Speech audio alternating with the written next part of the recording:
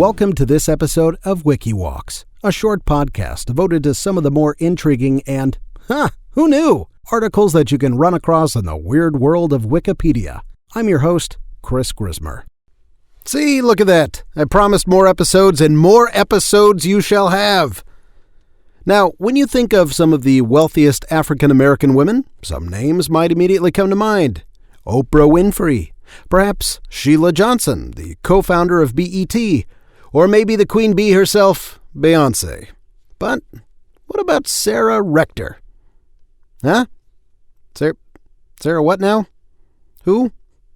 Let's travel back in time, shall we?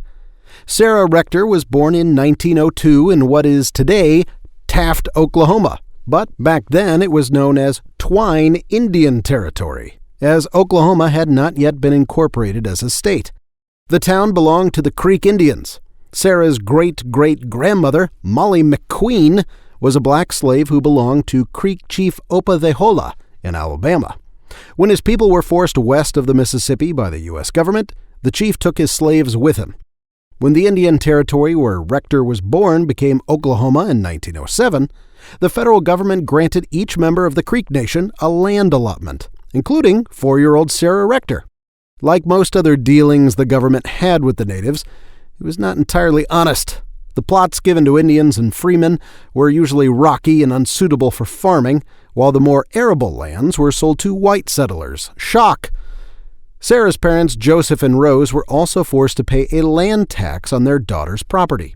This was a burden that became so great that Joseph attempted to sell Sarah's land, but was blocked from doing so by state law, which actually forbade the sale of lands belonging to minors, and ironically, this government prohibition proved to be the family's greatest blessing. Since he could not sell the land, Joseph Rector decided to lease it to Standard Oil Company. At the turn of the 20th century, the Indian Territory was the country's biggest oil producer. After Oklahoma's statehood in 1907, the new state continued to draw drillers to the area, hoping to get lucky. In early 1911, an independent driller struck liquid gold on the Rector's land, bringing the family royalties of $300 per day.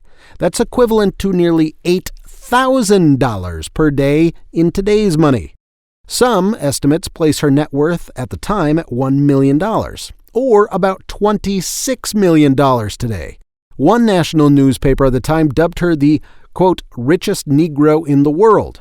Under the laws of the time, black parents were not automatically given guardianship of their own children. They had to petition a court to obtain it, or otherwise request a white guardian.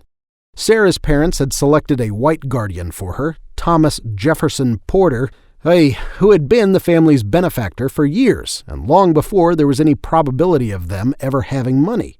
All right, might be okay, guy. Although Joseph Rector had selected Porter as Sarah's guardian before oil was discovered on her land, newspapers soon picked up on the story that the Rector family was still living in relative poverty while Sarah's white guardian was making a killing off her oil. In response to queries from W.E.B. Du Bois himself, the county judge who oversaw the Rector's expenses wrote back confirming that Porter received less than 2% of Sarah's total income, and that the Rectors lived in a new, fully furnished 5-room cottage, and that Sarah and her sister were set to attend a boarding school run by Booker T. Washington. Sarah Rector was fortunate in that her guardian did not take advantage of her wealth. Wow, there was one good one! And that the local law actually protected her, and many other black children wound up being scammed out of their wealth, or far worse. The Muskogee Scimitar, a black Oklahoma newspaper, delightedly declared, "It takes an awful big man to give the Negro a square deal. And Muskogee's judge is such a man." With all the hype surrounding her luck, eventually Rector attracted the attention of another type of man, one who did not see black or white, so much as green. The 12-year-old was soon receiving marriage proposals from suitors all over the world, and Sarah wound up marrying a former college football player she met in Kansas City. The couple reveled in their position as local royalty, driving fancy cars and hosting Joe Louis, Duke Ellington, and Count Basie in their mansion. Of course, people never stopped trying to take advantage of Rector's fortune. When a change to Oklahoma law raised the legal age from 18 to 21, a local white man attempted to make himself the young millionaire's legal guardian. The courts again sided with Rector, ruling that since she had managed her property with such astuteness that she, quote, needs no guardian. All right, way to go, guys. Not being horrible for 4 minutes. This is terrific. Sarah Rector was, unfortunately, not immune from the Great Depression, however, which cost her most of her fortune. She died in 1967 at the age of 65 and was buried in Taft, Oklahoma. So, the next time you read about the great fortunes of your Oprahs or your Rihannas, I want you to remember Sarah Rector, a name that may have drifted into obscurity, but whose true legacy should never be forgotten.